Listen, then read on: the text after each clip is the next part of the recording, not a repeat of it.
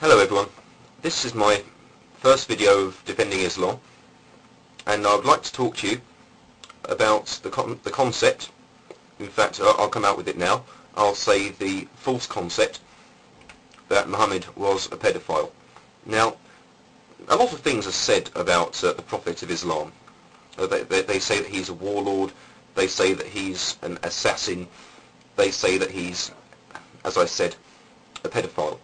Now, I'm not going to discuss those other accusations, but I would just like to say that I think that the claim that he was a pedophile was, or rather is, demonstrably false. I think this is an unfair criticism of the man, whether he existed or not. Do not take this to mean that in future I will be defending Islam. I will not. I will be criticising it where I see fit. But for the time being, I would like to debunk the idea that Muhammad was a pedophile, and I'm going to do that, I hope, conclusively in this video. Okay, here we go. Okay, a bit of background about this story. I'm just going to refer to the Quran and what the Quran says about this. The Quran says that Muhammad was married to Isha when he was about 55, 54 even. And according to most interpretations of the scriptures, Isha was 6 or 7 at the time of marriage. It was an arranged marriage, one that, by the looks of it, was also politically expedient. And Aisha lived with Muhammad as his wife for a couple more years until the marriage was consummated at the age of 9. Okay, that is the generally accepted story.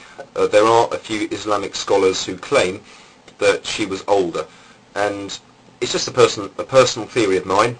I can't really back it, but I'll say it anyway. I do think that a lot of the people, not so much Muslim clerics, but certainly lay Muslims, are putting out the idea that she was in fact older. And if you ask me, this is a lie. This is, well, firstly, it's either ignorance, or it's a lie that is dispensed by the concept of al-taqiyya, the idea that you can lie in order to non-believers in order to spread your faith. Now, I wouldn't like to, this video is not going to be about al-taqiyya, but I'm just making that point. I'm telling you why I think there is a bit of controversy about this idea. But we're going to stick with the story that Isha was 6 or 7 when she was married, and lived with Muhammad until she was 9 when the marriage was consummated. Okay, so this is the worst case scenario. Here we go. Notice that Isha lived with Muhammad for 2, maybe 3 years before the marriage was consummated. Now this to me does not strike me as the behaviour of a pedophile. Let's just determine what a pedophile is. A pedophile is someone who is sexually attracted to unformed bodies. Now, it is of course entirely possible that Isha was unformed, in other words, hadn't gone through puberty at the age of 9, but at the same time it is a possibility that she had in fact had her first menstruation, that she was turning into a woman. And Muhammad didn't actually, according to the scriptures at least, Muhammad didn't actually touch her until that point. And I'd just like to go into that a bit further. If you look at history in most parts of the world, you will notice that there has been a gradual increase in the age at which women get married and presumably consummate that marriage. Now, the current Western standard for that is marriage by about the age of 16 to 20, usually consummated about the same time. But you have to bear in mind that the part of the world, this was the part of the world in which Islam appeared first, when Muhammad lived. Arranged marriages were pretty much the done thing, and the same sort of situation happens in India, it happens in parts of Africa, and it used to happen in North and South America as well. You have to bear in mind the kind of situation under which the people lived in ancient Arabia and those parts of the world. This was a time and a part of the world where typically the life expectancy was probably about 45, and disease and probably malnourishment, which causes sterility, were rampant. We're talking about the Bronze Age, well, probably the Iron Age actually here. Now, under those conditions, it is fairly reasonable to assume that a culture will appear where women are encouraged to conceive as early as possible. And there's a simple reason for that, and that is that the older you get, the more likely you are to be infertile.